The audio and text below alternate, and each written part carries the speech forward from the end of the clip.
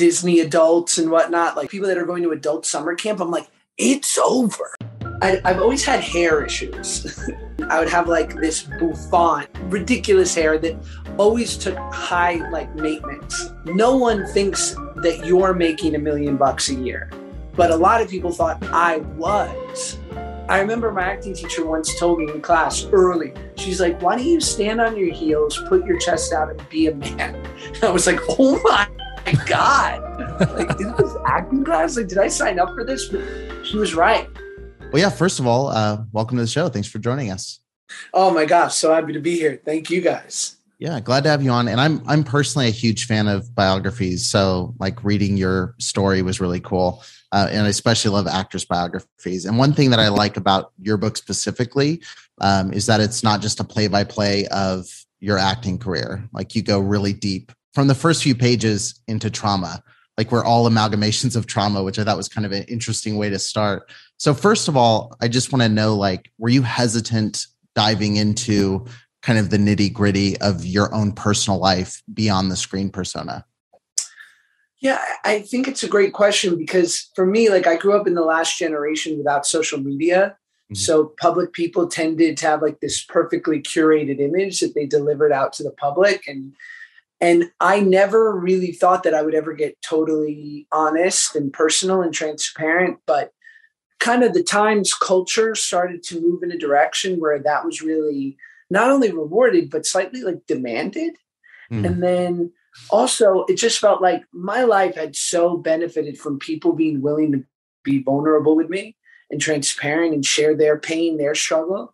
And I felt like if I had anything special, I was in a unique position because a lot of people, hopefully who was reading the book might have grown up with me, might have known me for a long period. And this idea that someone that they were watching on television was also going through their own trials and challenges, I thought might be able to really resonate with them.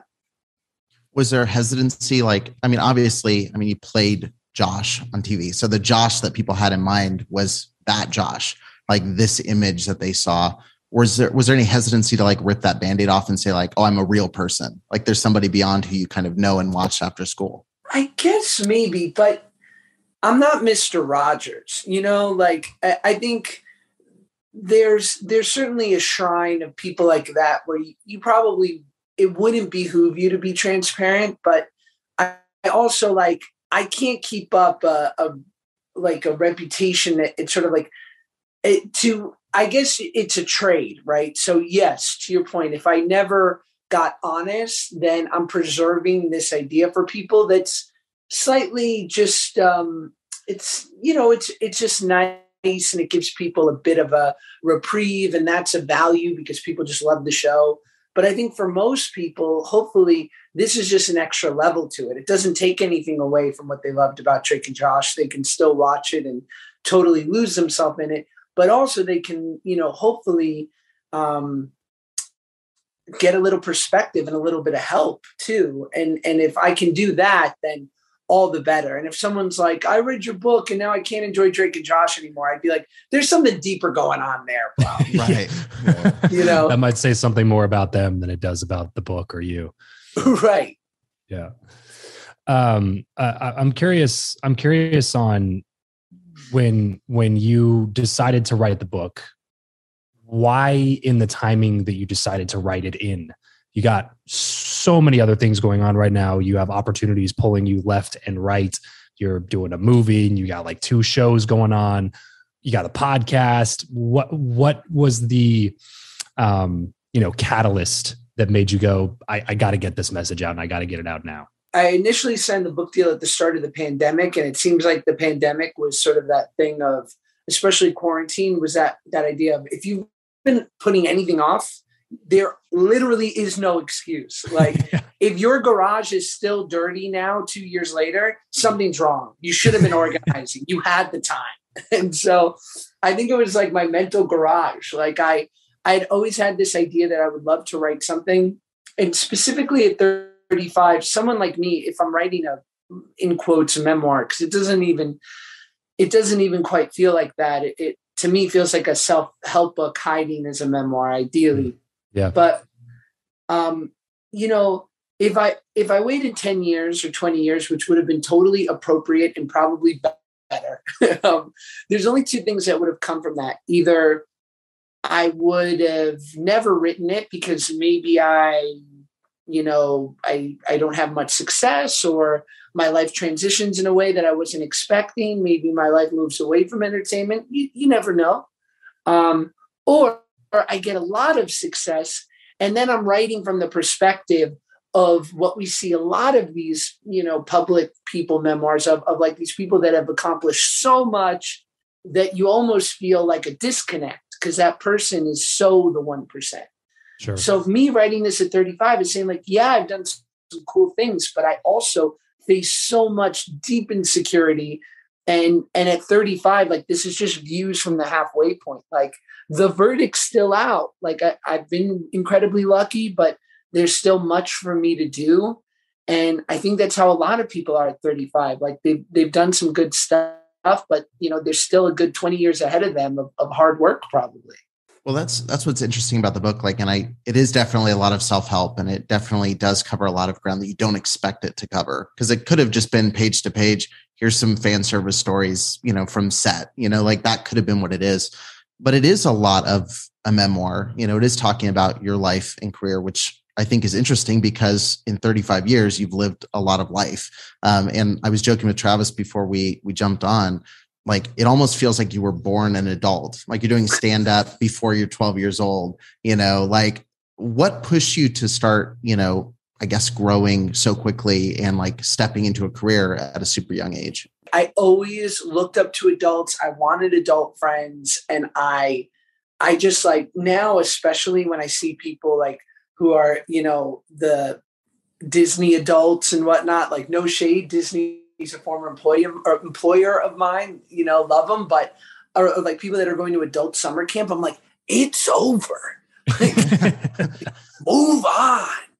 But it's fascinating to me, people who like, and it's a beautiful thing, no judgment, because like for me, it was like my adolescence was like this necessary evil that I had to endure to eventually become an adult, where I finally had some power and freedom and choice. But as a kid, I was sort of, I had a great, great mom growing up, but she was older.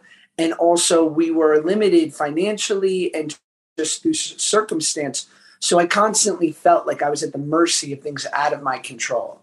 So I think that's why I did stand up, or that's why I got into this career at such a young age, because had it been anything else, it didn't have the same social credit. Like if you're great at an instrument as a kid, or as even as Little League, it's like you're not going to probably make any money from it, and that's okay. That's great. But acting is this weird thing that you can literally do from a month old and make grown-up money, be around grown-ups, and start to be regarded as someone of value who demands, a certain level of respect. So I think at 10 or 11 or 12, I was like, oh, this seems like the right avenue for a guy like me. I'm curious on your relationship with money and how it's evolved over time, having grown up, with not a lot of it, and then getting a lot of it when you are that young. How did that start to affect, your relationship with your mom or your family or your friends?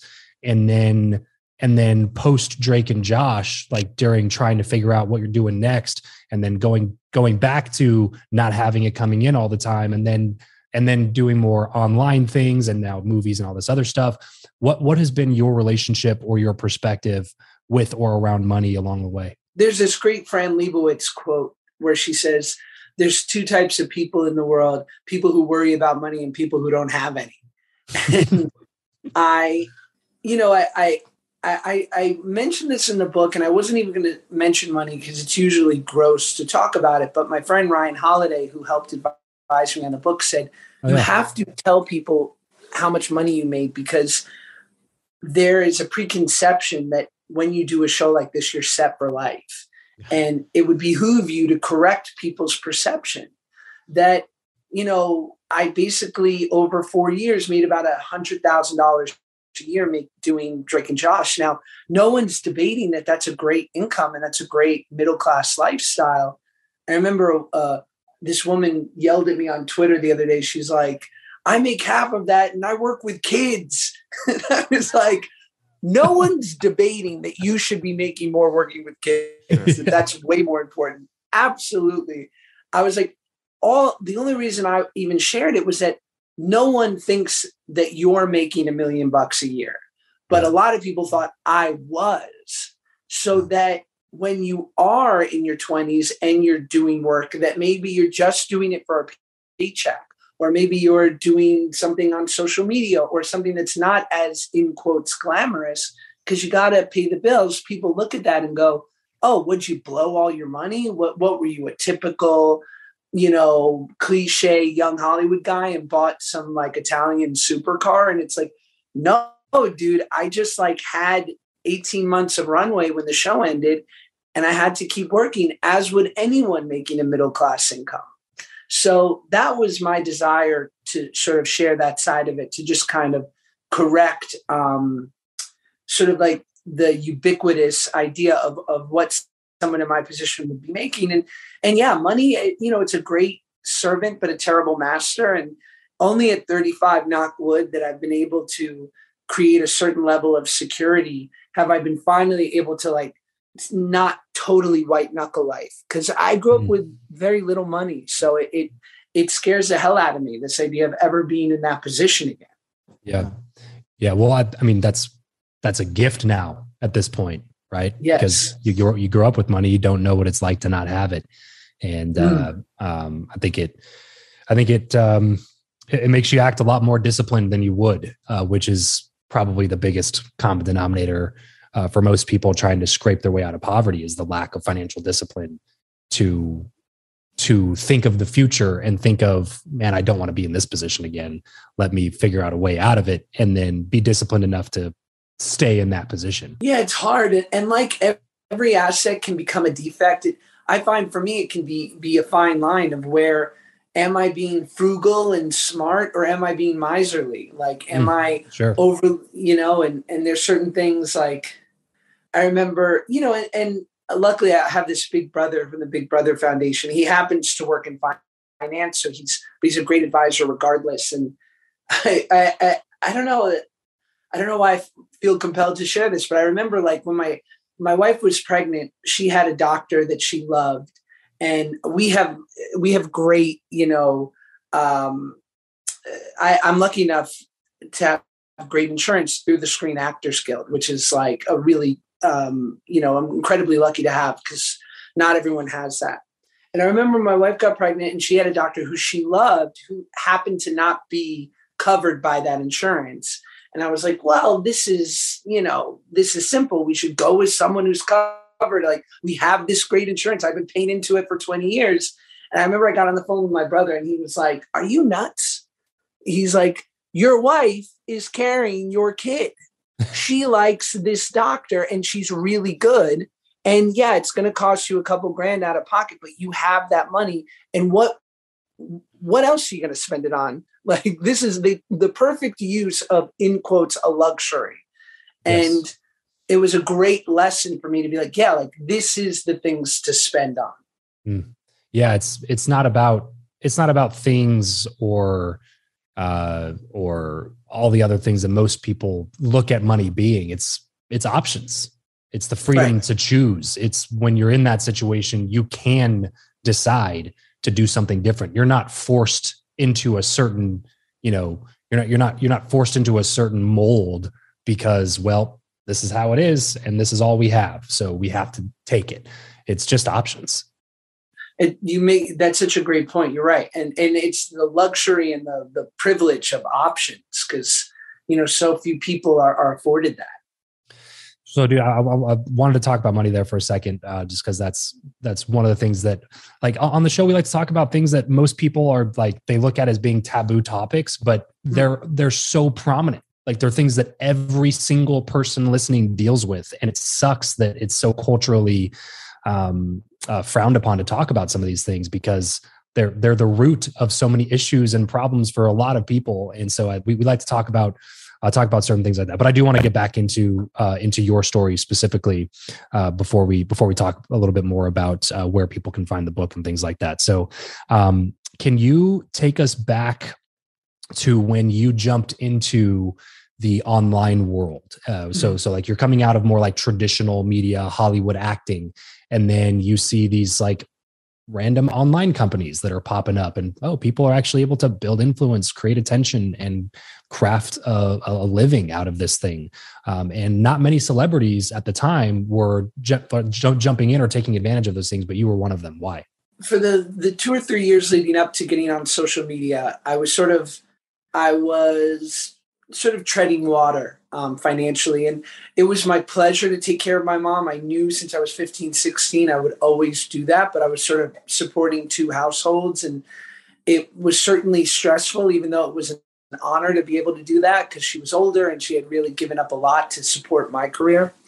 So I was nervous. And I did this movie, Battle of the Year, a 3D dance movie with Chris Brown. I don't mean to brag, but I did like 2 or 3 of these over 3 years. I'd get 1 a year, and it would pay something called Schedule F, which is it's kind of scale for doing a movie with a proper budget, and it means you make $65,000, and then after 20% to agent managers and for taxes, you clear 40 grand, and that was like what I was living off of for the year.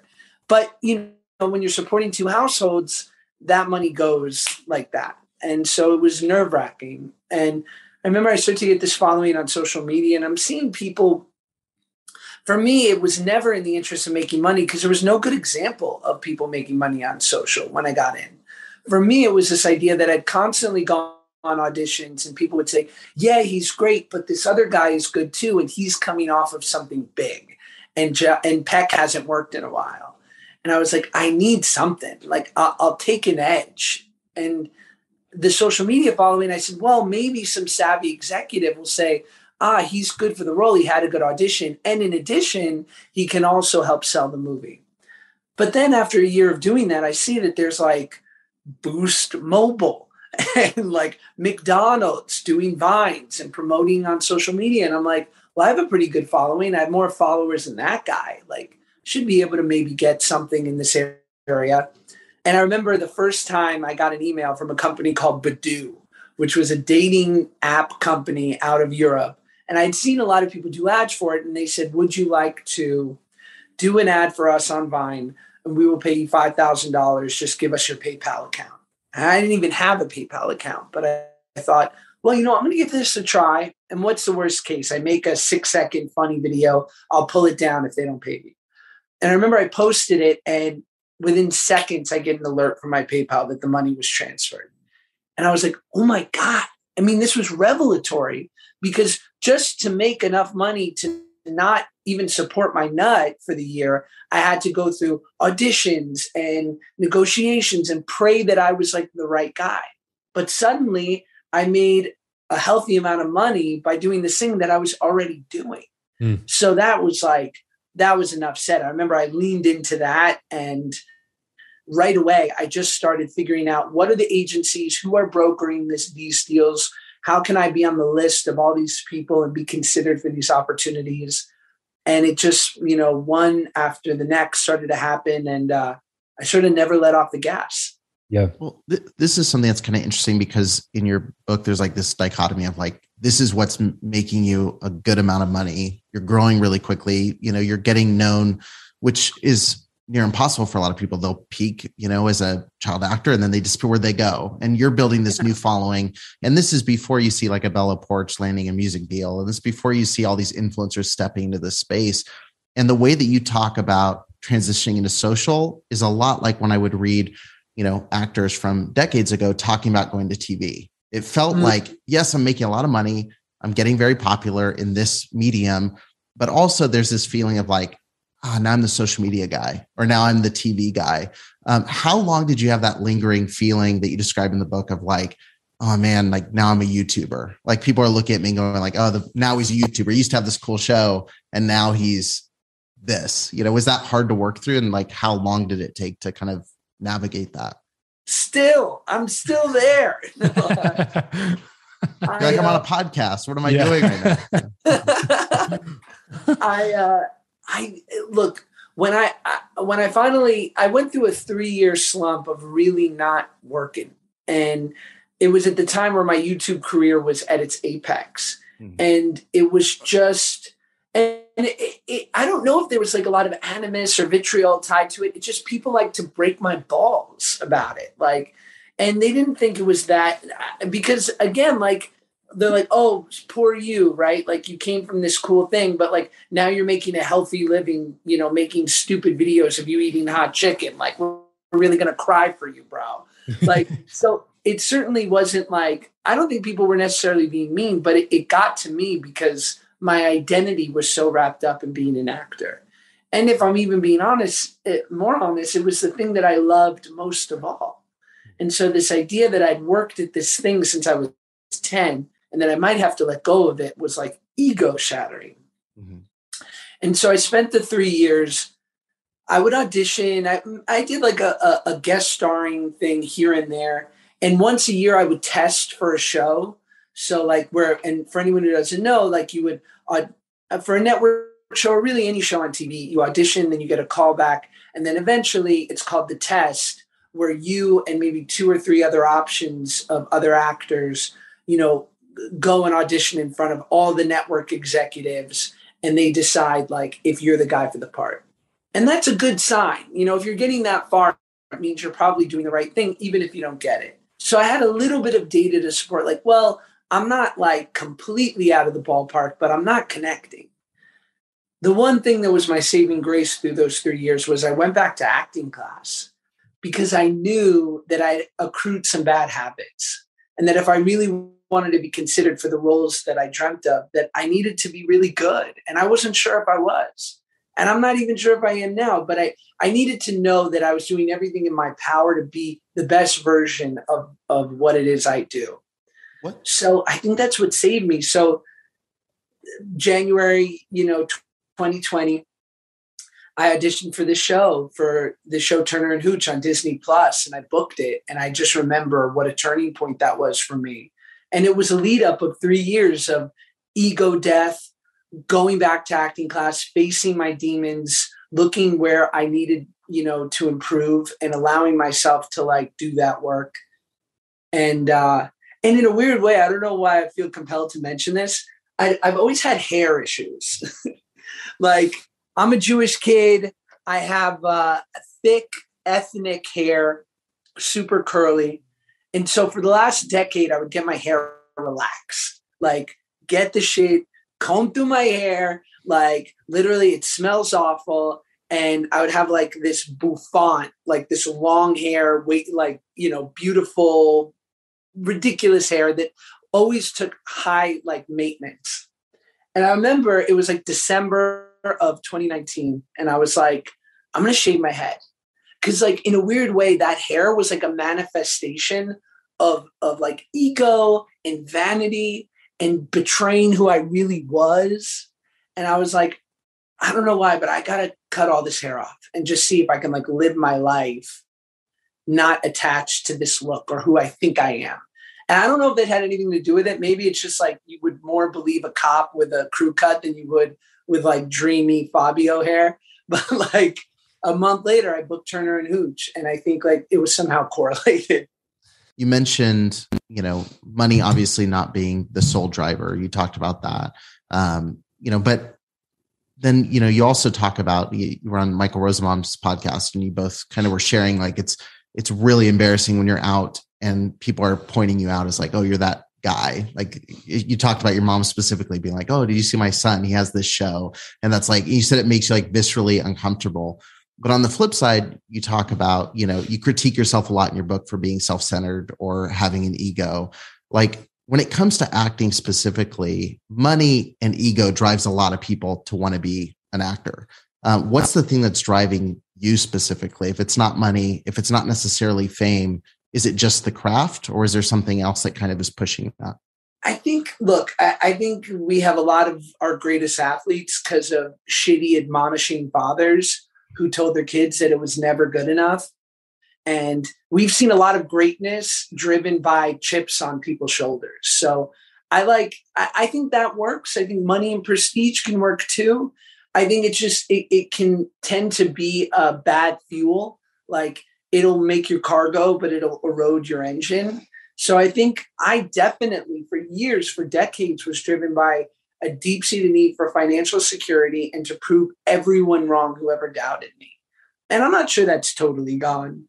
But more so over the last few years, and specifically what made me feel like I wanted to write this book, was this idea that my capital T truth is that I love acting. It's a thing that I've loved since I was 8 years old. TV saved me from my circumstance. My best friends growing up were Billy Madison and Ace Ventura. Like I left the TV on at night, so it felt like people were there. So the room never got dark. It was my babysitter, my friend. And it's the thing that I love. And I heard Mayim Bialik interview the other day, and I love her, especially because I feel I identify with her because she was successful as a kid too. She's like, I happen to have this skill set that's really good at putting on makeup and costumes and playing pretend. She's like, all the byproducts of that, the red carpets, the premieres, the billboards, I'm not so interested in. And I feel the same. Like, I'm just not so interested in it. But I really like those moments between action and cut. There's been a recurring theme, I think, throughout the duration of your career, and even just in this interview with some of the things that you said, that's like an overarching life principle that I think I'd be remiss if I didn't at least point it out and see if that's something that you've worked on, or that it just kind of is happening. But I think that a lot of people are, the root of a lot of unhappiness comes from trying to control things that you have no control over. And in your career, it seems like you kind of always recognized that, whether it was, I'm going on all these auditions, but at the end of the day, it's always up to somebody else. Or if, I could have nailed the audition, but I just don't have the right look for the part. And it's just like all this stuff that's left up in the air and in the grip of uncertainty. And you kind of found solace in things that you could control. And I think that's a really underrated skill that isn't perpetuated a lot in society. And so I'm curious if that's something that you've like really worked on or looked at or been intentional about, or if that's something that that you were just kind of unconsciously good at. Pain is a great motivator, and you never learned anything. I never learned anything on a good day. And so I had to spend the first 15 years getting that beaten into me constantly, like literally till I was a pulp at the bottom, laying on the ground. And the only thing that kept me going was like this driver, I've never really laid down. And I've had some like real challenges, some real disappointments, some real moments of like, is it even worth it? Should I keep going? But somehow I always I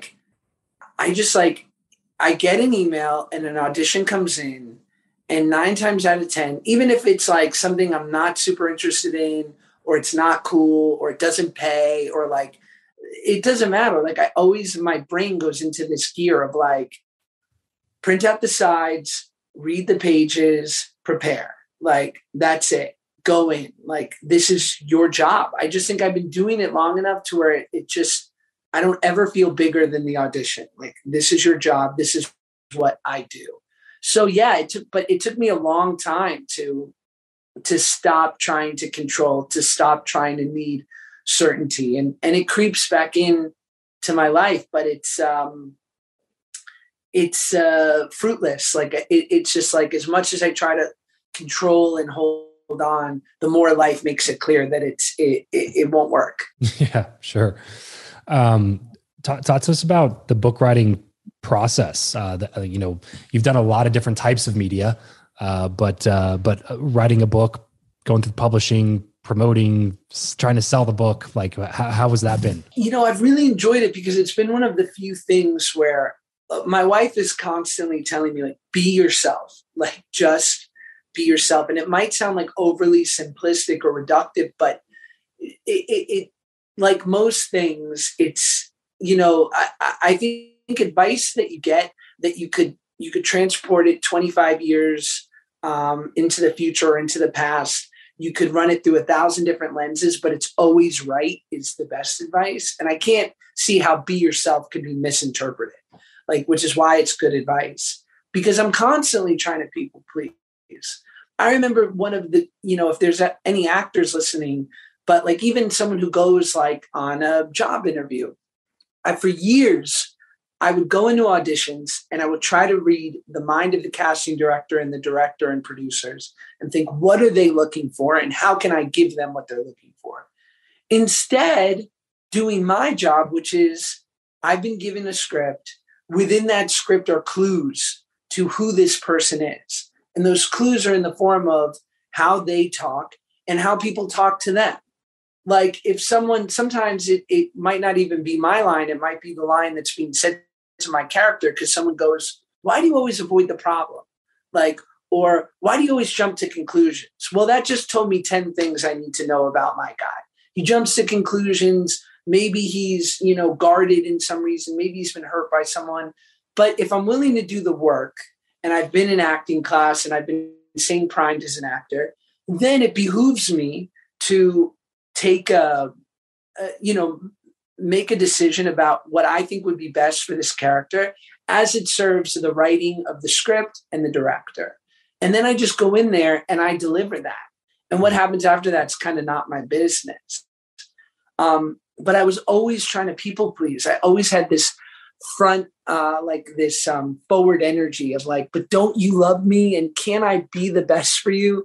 I remember my acting teacher once told me in class early, she's like, why don't you stand on your heels, put your chest out and be a man?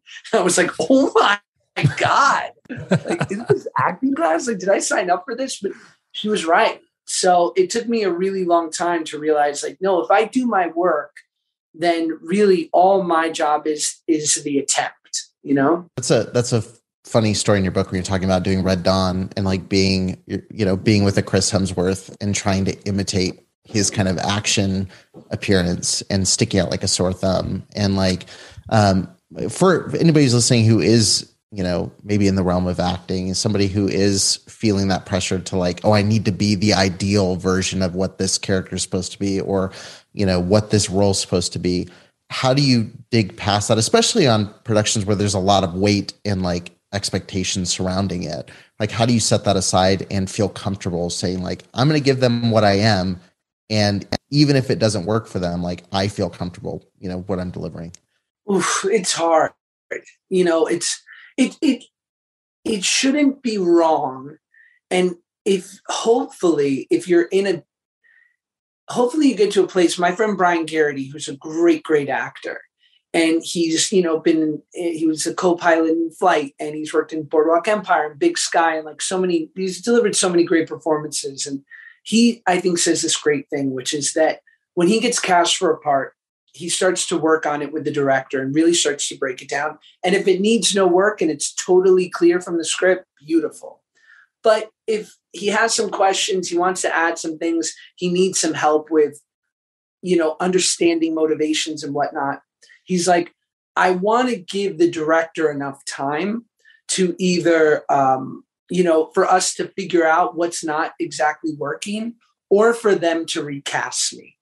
Mm-hmm. And I think that's like a really healthy way to look at it. And that, so if you're on a set and you're like, this isn't working and they're not happy with it, or I'm not happy, I'm not giving them what they want, it's a bad place to be. I don't, unless it's such a great director where that their like track record is so good and they're like, trust me, like I'm happy. You might not be happy, but I'm happy. Then you just let go and you like pray.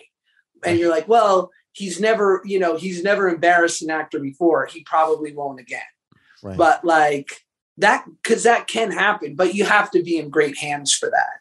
Well, speaking of directors, you just recently got cast in a Christopher Nolan project, and some people are probably familiar with his work. He's a newer director, starting to. He's done okay, right? Yeah, you may have heard of him. I really love how you've talked, and it's clear you're a professional. Like you said, any job that comes in, you pull it out. You're going to read it. You're going to treat it with dedication. do you feel when it comes to scale of projects, like, do you feel more weight stepping into something like that? Like someone who you do, obviously, I'm assuming someone that you respect as a filmmaker, someone you probably sat there and gone, I can't imagine working with them. And now you're sitting here gearing up for this. Is there like another level of pressure that you're carrying, especially sharing it with cast that, you know, the cast list is incredible? And then here's the guy from Drake and Josh. Like, what's he doing? Yes, you feel a lot of pressure because you want it to be great, because you know it's capable of being great.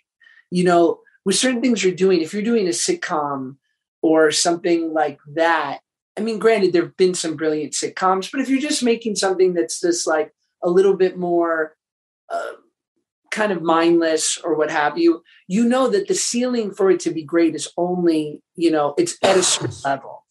And you know, even if Pacino, the greatest actor ever, with the material within the medium, could only make it so good. Yeah. But like with something like a Nolan movie, yeah, you know it can be great, and he's setting you up to be great. Yeah. So all you have to do is rise to the occasion and be prepared. And you feel those nerves until you get there on the day, and then you realize you're just like, oh, this is just like anything else. It's just the best version of it. Right. I mean, like that's a crazy day to walk on set and go, oh, I'm surrounded by greatness, you know, everywhere. Oh yeah. But the best part is you work with a guy like Killian, who's like one of our greatest actors. And then he's a gem of a person. You're like, oh, thank God. Like, you know, thank God you're great and nice. Right. I've heard some nightmare stories of people who are probably really fantastic who are definitely really fantastic actors, but not super great. Name them here. I'd much rather you name them because we'd get some good viral content out of this. I've heard that about Christian Bale. I've heard about no. There's been a few that I'm like, oh man, like fantastic actor, but you should work on being a better person. That's kind of an interesting question. I didn't even think about it preparing for this, but you know, you've mentioned obviously being a dad. That's a big thing in your book. You talk about it's an opportunity. You have a very hopeful outlook of I can break the cycle of, you know, traumas. You can make a better life for them. You can avoid some of the obstacles there. I guess within the industry, I mean, Hollywood's notorious, you know, eating kids up, spitting them out. You know, it can be a very traumatic place for kids to be. A lot of horror stories surrounding parents, like we talked about. Do you have anybody within the industry you've looked at as a role model, not only as an actor, but also maybe as a parent, or in how they balance their life and business? Have there been any mentors that you've kind of really grown to or you know, put yourself under to learn from? Oh, wow. It's a great question. I try to think of like the people who look, there's just people whose career I'm envious of, like Zendaya couldn't be crushing it any harder. Yeah, right. And she's so impressive, especially coming from like the Disney Channel and just doing one of the best shows on HBO. And even, you know, like, and people whose work I'm just a fan of, like Shia LaBeouf, I think is one of our greatest living actors. But I think as far as like all encompassing, you know, Jodie Foster is super impressive. And, you know, she started in Taxi Driver and a bunch of other stuff. Like I said, Mayim Bialik, I mean, she's the host of Jeopardy. I don't think it gets any better. So, but yeah, I really am into people when I meet them, that they do incredible work and they're more stoked on like their kids' Little League game. Like, to me, that's the best balance. Like when you meet like a true thespian where acting is life, like it's cool for a minute, but then you start going like, all right, what else do you have to talk about? Yeah. It's like being at a dentist convention. Like, how long are we going to talk about molars, guys? But when someone's got the great family life and a great career, or like, you know, I think people like Hugh Jackman seem to have that. Like that I really look up to. I wanted to talk to you real quick about Rejection, because a lot of people listen to the show are kind of in business, just because my other shows tend to be more business listeners and kind of personal development, self-development people. I did about 5 years of door-to-door sales. And if there's any vocation that I would think would potentially actually be more rejection than what I did, it would have to be acting. And so I would assume that getting to the stage of your career that you're at, you've had to learn to some extent how to deal with rejection. And I'm curious if you have any kind of advice for anybody out there listening. I would say like door-to-door sales, acting, maybe stand-up comedy, real estate to a certain degree, because you literally have to, you'll never know what the number is, right? Like you'll never know if you have to go up for 10 different deals and number 8's going to be the one, but you've got to walk through the first 7.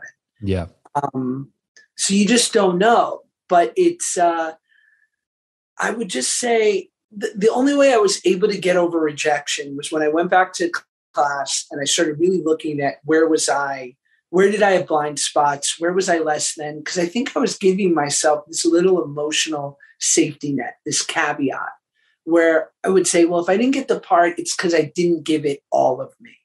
I didn't give it 100%.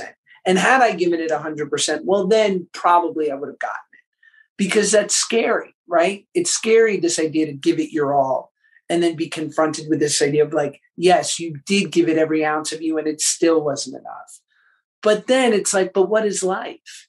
So it wasn't until I really learned how to do the work, felt confident that I was doing everything in my power and that I was just doing my end of the job, that I was able to accept like, this one wasn't mine. And still, I've got an audition that I auditioned for 3 weeks ago that's like banging around in my head where I'm like, when do I haven't heard back? Right. Yeah. I've heard you say, when you take responsibility for your life, it's got a lot of great benefits, but also you don't have anybody else to blame. And I think that's like such a scary thing, because when something works, you can be like, yeah, I just got cast in a Christopher Nolan movie like that, like I killed it. But then, like you said, when you have something where, you don't get a call back for 3 weeks, you're going, well, I can't blame anybody. I can't blame them. I can't blame anybody else. Like that responsibility there is a really scary but rewarding thing at the same time. You make such a great point. And I'm thinking now about how, I end the book where I talk about how I had to let go of acting and accept my life as it was, that I was overpaid and I had a wife and a kid and I was so lucky and I was making a living doing social media. It was only in like being able to truly let it go and have that ego death that I could start acting for me, for the reasons that I fell in love with it when I was 8. And the book kind of ends where I say, and then of course, once I got to that place, I booked this Disney Plus show, Turner and Hooch, and it's like the biggest thing I've gotten in years. And in this doing promotion for the book, because I finished that chapter a year ago, people have said, you kind of hint in the book, you say, I just booked this thing. It's the biggest thing that I've had in my career. And by the time it comes out, it could be the biggest thing in the world or canceled or maybe somewhere in the middle. They're like, and the show got canceled. Like, how do you feel about that now? And I said, well, I could have changed the ending, right? Like I could have said, well, I got Oppenheimer or, I got a Chris Nolan flick, right? But like, this is so indicative of my life as an actor in most lives. Like, yes, that got canceled. And then I got this other thing. And then I could spend the next year out of work. Like you just don't know, which was why I didn't want to omit that, knowing that people would very publicly know that like, oh, I was so excited, but it still got super canceled. But it's like, but I'm okay. Like the important part is that I'm okay. Yeah, I think you hit the nail on the head when you said earlier that it was really came down to your confidence and putting in the work. I've got to always come back to that, because when you're in the face of uncertainty and you're dealing with things that are outside of your control, all you're going to do is drive yourself crazy trying to think about how you can control them. When you went back to the drawing board and just said, I don't know what's going to happen. All I know is that I'm going to give this my best shot. I'm going to put in the reps. I'm going to go back to acting classes. I'm going to put in the work. And then I'm going to do the things that are required of me. And if it happens at that point, fantastic. If it doesn't happen at that point, also fantastic, because I am in a place where like these external circumstances don't change how I feel about myself on the inside. They don't change how my wife perceives me or the people that are closest to me that actually care about me perceive me. And I think that that's a really, really powerful takeaway. What's next on the docket for you, man? What do you got? What do you got cooking that you're excited about? Oh man. No, I just finished this I finished this movie for Netflix called 13 the Musical that'll come out of this small part in that sometime this year. And doing my podcast, Male Models, just about guys being attractive. I know you guys get it. And yeah, totally. Yeah, we're coming on that one after this, right? Yeah. Please, anytime. You're always invited. Well, I'm pulling this clip for sure. So we're gonna make sure we get that out there. Yeah, I'm so happy to be here with you guys. I so appreciate you reading the book and having me. It's been great. If I can slip one last question here, because please, kind of hit on it with the last two. Obviously, you've set really big goals for yourself. You've, like I mentioned, stand up. While most people are worried about what sport am I going to play? You're like pushing into these clubs and doing stand up, going and doing television at 15, making these decisions for yourself, and even still working, trying to get to the next level. But also being content. We hit on being content where you're at, being comfortable with the wins that you've had so far. For you, when you think about success, is there some idealistic place that you're working toward that you would consider like at that point I've made it, quote unquote? Or is success for you in the day-to-day of like, I am putting in the work, I am being, confident, I am, doing the best that I can do moving forward? Timothy Chalamet. No, I remember growing up he doesn't have to go to auditions anymore, but all through my 20s, like if Miles Teller would walk into an audition, I'd be like, all right, that's it for me. Have a good time, Miles. You're going to kill it. I don't know what it looks like. I don't know if this is a good answer. Like, I don't know what it looks like. I know I'm not there yet. But I don't know what it looks like, but I know I'm not there yet. I wonder, do I want to be a guy in my 60s who's still sitting in an audition room, when I could be hanging out with my grandkids? I don't know. Or maybe I'll be utterly pleased and I'm lucky, right?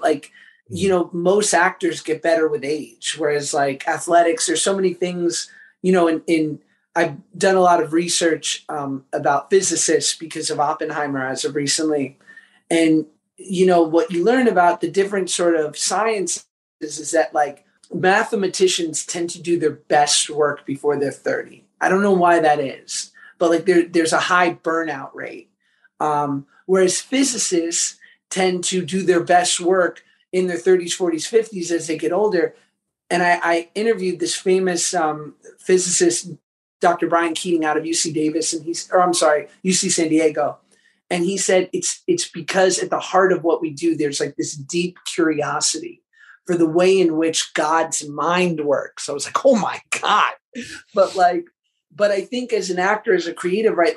I have this curiosity about me. I'm dying to know how people live their lives, how I can, bring an extra level of honesty and reality to the next part, to the next experience.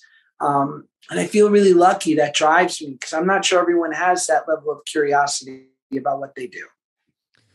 Happy people are annoying. Guys, if you're listening to this right now, go pick up a copy of Josh's book. I know you will not regret it. As you know, every time we mention a book here on the show, we recommend you pick it up now, because if you don't, you're going to forget about it and life's going to get in the way. So stop whatever you're doing right now. Head over to Amazon, pick up a copy of Josh's book, and I'm sure that you will enjoy it. Josh, thanks so much for coming on the show, man. This is a lot of fun. That's awesome. Dude, you guys are awesome. Thank you so much for having me.